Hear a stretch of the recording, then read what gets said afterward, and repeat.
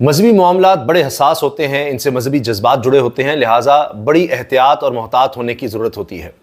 आज मुल्क में 3 बड़ी खबरें ऐसी सामने आई जो मजहबी मामलात से जुड़ी नजर आती हैं। नहीं रह सकता। अब नजम सेठी साहब जो बातचीत कर रहे हैं और जो गुफ्तगू कर रहे हैं वो और ज्यादा खौफनाक है। यानी सेठी साहब का ये कहना है कि किसी भी वक्त पाकिस्तान में इमरजेंसी या मार्शल लॉ की तरफ जा सकता है। सेक्रेटरी खजाना, सेक्रेटरी तवानाई सिंध और मेयर कराची को खत, हुकूमत सिंध और वाटर बोर्ड ने जनवरी 2024 से बिल नहीं भरा। आज सरगोदा में अफसोसनाक वाकया पेश आया जहाँ पर तौहीन मजहब का इल्ज़ाम लगाया गया और क्रिश्चियन कम्युनिटी थी, और यहाँ पर जनाब उसके बाद फिर हमने वही मनाजिर देखे जो हम इससे कई दफ़ा पहले देख चुके हैं कि नमस्कार दोस्तों, पाकिस्तान के जिहादियों ने एक बार फिर से मजहबी रंग दे करके पाकिस्तान में मौजूद ईसाइयों को पूरी तरीक़ा से मार डाला है। इससे पहले भी ये जिहादी ईसाइयों पर बहुत बड़ा हमला कर चुके हैं, लेकिन पाकिस्तान में हमेशा से ये होता रहता है क्योंकि ये लोग ब्लास्फेमी का झूठा आरोप लगाकर किसी को भी हत्या कर सकते हो, लेकिन पाकिस्तान की सरकार कुछ भी नहीं कर पाती क्योंकि पाकिस्तान की सरकार इन जिहादियों के आगे पूरी तरीक़ा से नतमस्तक हो चुकी है और ये जिहादी दंदनाते फिर रहे हैं। पहले तो सरगोदा में जो वाक़या हुआ, जिस तरह से फिर इसको रिपोर्ट किया गया, जो चीज़ें सामने आई, उसमें अब पुलिस का किरदार क्या है, हुकूमत क्या कर रही है, ये सब जानना बड़ा ज़रूरी है। पहली चीज़ तो ये कि ये वाक़या अचानक सामने आया कि रिपोर्ट ये हुआ कि मुबैना तौर पर कुरान पाक की बेहुरमती की गई और उसके बाद इलाके के लोग मुश्तिल हो गए और जिस शख्स पर इल्ज़ाम लगा उसको उन्होंने तशद्दुद का निशाना बनाया। इसके अलावा उसके घर को आग लगाई, उसकी एक छोटी सी फैक्ट्री थी उसको आग लगाई, वहाँ पर बहुत ज़्यादा लोग जमा हो गए, पुलिस को इतला हुई, पुलिस पहुँची, फिर वहाँ पर पथराव शुरू हुआ, आंसू गैस की शेलिंग, पुलिस ने हालात पर काबू पाने की कोशिश की, दर्जनों लोगों को गिरफ़्तार किया गया, उसके बाद ज़ख्मियों को अस्पताल मुंतकिल किया गया। जिस पर इल्ज़ाम है उसके बारे में कहा जा रहा है कि उसकी हालत अब तशवीशनाक बताई जा रही है हॉस्पिटल में। अब पुलिस तो ये कह रही है हम गिरफ़्तार कर रहे हैं, नहीं छोड़ेंगे जो भी इसके पीछे हैं ये सब मामलात। अगर आईजी साहब की बात की जाए तो ये भी पता लग रहा है कि जी आईजी साहब भी बीच में आ रहे हैं, लेकिन मीडिया में ज़्यादा बात ना आए, मीडिया को कोई सवाल जवाब ना हो, इस मामले में कोई मीडिया को पता ना लगे क्या है, किस तरह से तफ्तीश हो रही है, तो उसमें हम ना इस चीज़ में आएँ। इससे पहले आईजी साहब तो ये भी कह चुके हैं इस तरह के वाक़यात पर कि जी इसमें दुश्मन मुल्क का हाथ है, भारत का हाथ है। क्या इस दफ़ा भी वो इस तरह की बात करेंगे, इसी तरह से इसको रखेंगे कि जी इसमें भी दुश्मन मुल्क का हाथ है? बुनियाद क्या है इस बात की, इस वाक़े की, ये भी देखना होगा। अभी इसमें अमन कमेटी के लोग, उलमाए किराम, मसीही बरादरी से ताल्लुक़ रखने वाले लोग, वो भी सामने आए, हालात पर काबू पाने की उन्होंने कोशिश की। मगर ये वाक़या इस तरह से भी रिपोर्ट हो रहा है क्योंकि ये तो है कि जी मुबैना तौर पर कुरान पाक की बेहुरमती की गई, कुछ कह रहे हैं औराक की बेहुरमती का मामला है, या जो आप देखते हैं बॉक्सेस लगे होते हैं कि जो इस तरह से मजहबी हवाले से या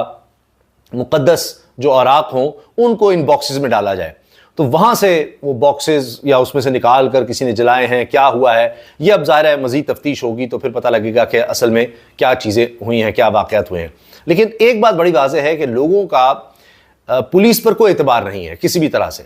और जब भी कोई ऐसा वाक़या होता है तो बजाय इसके कि पुलिस को रिपोर्ट किया जाए, लोग कानून अपने हाथ में लेकर और फौरी तौर पर ज़ाहिर है कि मजहबी जज्बात होते हैं और वहीं पर वो कोई सज़ा का मामला करने की कोशिश करते हैं और जिससे फिर ये हालात आउट ऑफ कंट्रोल हो जाते हैं। और पहले भी हमने देखा इस तरह के वाक़यात, अभी भी कई केसेस अदालतों में चल रहे हैं और वो चलते चले जा रहे हैं। अब इसमें भी देखा जा रहा है, वीडियो है, अब पता नहीं क्या होगा, पुलिस किसको पकड़ेगी, क्या क्या रहेगी, कौन लोग इसमें मुलव्वस थे। कुछ लोग वो भी थे जिनकी आवाज़ें आ रही हैं कि भाई ना करो ना करो, मत मारो, तो पता नहीं वो भी पकड़े जाएंगे, क्या कुछ होगा। अब पुलिस तो ज़ाहिर है कि इस मामले को बिल्कुल एक और तरह हैंडल करने की कोशिश करेगी जो हमने माजी में देखा है, और उसमें ये होगा कि जी हमने बड़ी ज़बरदस्त कारकर्दगी दिखाई है, हमने कमाल कर दिया है, हम ना होते तो पता नहीं क्या हो जाता, ये हो जाता, वो हो जाता, फलां। लेकिन इसमें जो बुनियादी चीज़ है वो देखने की ज़रूरत है कि क्या लोगों को इस सिस्टम पर एतबार है जो यहाँ पर इस वक्त कानून के हवाले से या पुलिस के हवाले से, क्योंकि पुलिस की कारकर्दगी आपके सामने है। अब तो सिर्फ यही है कि जी घरों में छापों के हवाले से जाना जाता है पुलिस को, लोगों को पकड़ने के हवाले से, तरीके इंसाफ को दबाने के हवाले से, यही सबसे ज़्यादा काम आपको नज़र आता है। एक तो ये वाक़या है जो सरगोदा में हुआ और फिर पूरी दुनिया में ज़ाहिर है कि यही बात डिस्कस हो रही है। आप एक्स ऐप जो पाकिस्तान में बंद है, और अब तो ये बात हो रही है कि जी शायद फेसबुक और यूट्यूब और जितने भी इस तरह के ज़राए उन सबको बंद कर दिया जाए और पूरी कौम की आंखों पर पट्टियाँ बांध दी जाएँ, कानों में रुइयाँ दे दी जाएँ, ज़ुबान जो है वो खींच ली जाए, तो कोई शख्स कुछ देख ना सके, सुन ना सके, बोल ना सके। ये असल चीज़ है, क्योंकि अब सोशल मीडिया यही है, वो लोगों की आवाज़ बनता है। तो ये भी कि अगर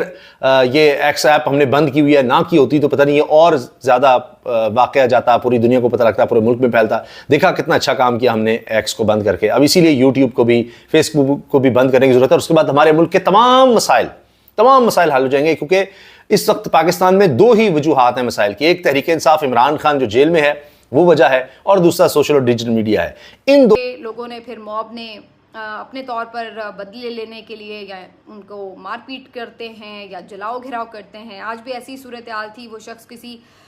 शूज़ बनाने वाली फैक्ट्री में काम करता था या बंदा था, उसका सारा जो वो फैक्ट्री थी उसका माल निकाल कर किसी ने जूते लूट लिए, डब्बे जला दिए, किसी ने उसका सामान इर्द गिर्द से बस्तियों से निकाल के वो जला दिया। तो ये फिर सारा हमने मंजर देखा, और ये हम कई दफ़ा ऐसे वाक़यात देख सके हैं। अब बात ये कि अगेन वही बात आ जाती है कि पहले भी अब्यूज़ ऑफ लॉ बहुत दफ़ा हुआ है। मैं ये नहीं कह रही कि कभी नहीं तौहीन हुई होगी, सही वाक़यात भी होंगे, लेकिन इसका तरीक़ाकार तो यही है कि स्टेट ने इसके ऊपर जो है वो रिएक्ट करना है, रिस्पॉन्ड करना है। अगर आप स्टेट नहीं अपना काम करती तो फिर हम देखते हैं कि मॉब इससे गलत फ़ायदा भी उठाता है और फिर हर तरह से अपने जज्बात का इजहार करता है। और फिर ये हम देखते हैं कि इस किस्म के वाक़यात में जो अक्सर तो झूठे साबित होते हैं, बाद में वहाँ पर किसी की या तो जान चली जाती है या फिर भारी माली नुकसान होता है। तो ये बड़ा अफसोसनाक मामला है, और ये अगेन फिर हुकूमत की कमज़ोरी, स्टेट की कमज़ोरी साबित करता है, जो कि पता नहीं कौन से कामों में पड़ी हुई है। सिर्फ मुखालफिन को दीवार से लगाने, मुखालफिन को मारने पीटने, उनका नुकसान करने में पूरी पुलिस नफरी आपकी चल रही है। बाकी जो अवाम है वो बस अल्लाह तवक्कुल ही चल रहे हैं। मुझे तो कुछ ऐसी ही सूरत हाल नज़र आती है, और ऐसी ही सूरत हाल हमें इस्लामाबाद में भी नज़र आई, जब इस्लामाबाद पुलिस के एहलकार ने, जिसका मैंने शुरू में जिक्र किया कि जमात इस्लामी के मुश्ताक अहमद को बड़ी उंगली दिखा दिखा के कोई डांट डपट कर रहे थे, और उस पर सारी ले दे हो रही थी बड़ी कि जनाब ये क्या तरीका है, आप इतने पढ़े लिखे होने का क्या फ़ायदा अगर आपको इतनी तमीज़ नहीं है कि एक शख्स जो आपकी बाप की उम्र का है और आप उसको इस तरह बदतमीज़ाना अंदाज से डील कर रहे हैं। तो अब भी उसके ऊपर एक रिएक्शन भी आना था, वो आया कि जी देखिए सिर्फ इतनी बात नहीं है कि वो एक तस्वीर है, बल्कि उसकी एक वीडियो आई है जिसमें जो मुश्ताक साहब हैं वो भी उसके साथ जिस तरह कोई यानी जब दो लोग आपस में आप समझ लें कि कुछ तलखी में बात कर रहे हो, तो ज़ाहिर है जो उनके जेस्चर्स होंगे उस तरफ के, दोनों तरफ से उस तरह के जेस्चर्स हैं। सिर्फ ऐसा नहीं है कि इस्लामाबाद पुलिस एहलकार जो ऑफिसर जो था वो इस तरह से बिहेव कर रहा था। लेकिन मैं ये समझती हूँ कि फिर भी इस बात को आप जस्टिफाई नहीं कर सकते कि पहली बात तो ये है कि क्यों बार बार हमें ये मंजर देखने को मिलते हैं कि कोई भी गज़ा के लिए अगर मार्च कर रहा है या धरना दे रहा है या कोई भी प्रोटेस्ट कर रहा है, तो उसको क्यों बार बार यूज़ ऑफ पावर से रोकने या कहीं ना कहीं उसके हवाले से कोई रुकावट डालने की कोशिश की जाती है। कहीं कहीं तो गिरफ्तारियां भी हुई, मारपीट भी हुई, और अगर वो एक जगह बैठे हुए हैं, पुरअमन बैठे हुए हैं, तो क्या वजह है कि वहाँ पर बार बार आके कभी उनके साथ ये अफसोसनाक वाक़या पेश आया कि उनके कारकुन को गाड़ी के नीचे कुचल दिया गया, और अब ये कभी नज़र आता है कि पुलिस के साथ कोई मुठभेड़ हो गई, और इस तरह की हमें चीज़ें मुसलसल नज़र आ रही हैं। तो मुझे ये समझ नहीं आ रही कि हमारा मुल्क जब एज ए स्टेट फ़लस्तीन के साथ खड़ा है, तो बजाय इसके कि हम इस चीज़ को यानी रियासती सतह पर प्रोटेस्ट करें, उल्टा जो प्रोटेस्ट कर रहे हैं अपने तौर पर हम उनको भी रुकावट डाल के क्यों रोकते हैं। लेकिन वजह जो भी हो, मुश्ताक साहब जैसे ज़बरदस्त, संजीदा, मुदब्बिर और बहुत ही सादा इंसान के साथ इस किस्म का रवैया तो नाकाबिल कबूल है। और अब ये हमारी पुलिस का ये कोई एक अफसर की बात नहीं है, ये तो हमें अब माशाल्लाह वैसे ही बहुत ज़्यादा देखने को मिलता है। और मैं ये वही बात बार बार पहले भी कहती थी कि हमने अपने रियासती इदारों को कितना रॉटन कर दिया, कितना ख़राब कर दिया है कि आपकी पंजाब पुलिस है, आपकी इस्लामाबाद पुलिस है, आपकी सिंध पुलिस है, ऐसा लगता है कि ये लोग इंसान ही नहीं समझते अवाम को, चाहे वो बड़ी उम्र का है, वो छोटी उम्र का है, वो पढ़ा लिखा है, वो नहीं पढ़ा लिखा, या वो किसी ओहदे पे रह चुका है या नहीं रह चुका, नहीं, ये अपने आप को ऐसे फ़िरौन समझते हैं और इस तरह लोगों को डील करते हैं कि जैसे ये कोई खुदा बन बैठे हैं इस बस्ती के ऊपर। तो ये जो इनका तकब्बुर और रौनत है बेसिकली, ये असल मसला है।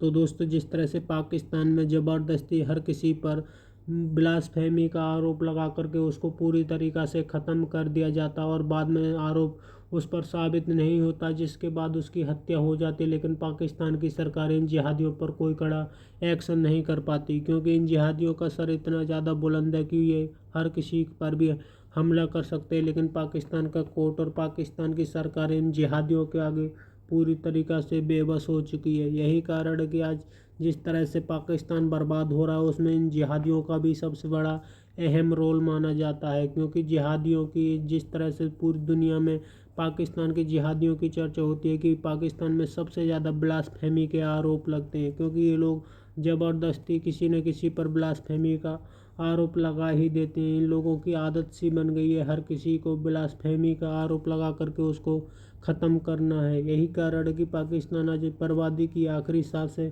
गिल रहा है, उसके बावजूद भी ये लोग सुधरने को तैयार नहीं है। और पाकिस्तान की ना ही पाकिस्तान की सरकार इन लोगों पर कोई कड़ा एक्शन कर पाती, क्योंकि सरकार भी इनके आगे पूरी तरीक़ा से बेबस है। आपकी क्या राय कमेंट में जरूर शेयर करें। यदि आप चैनल पर नए चैनल को सब्सक्राइब करें, वीडियो पसंद आए तो लाइक करें, कमेंट करें और शेयर करें। जय हिंद, वंदे मातरम।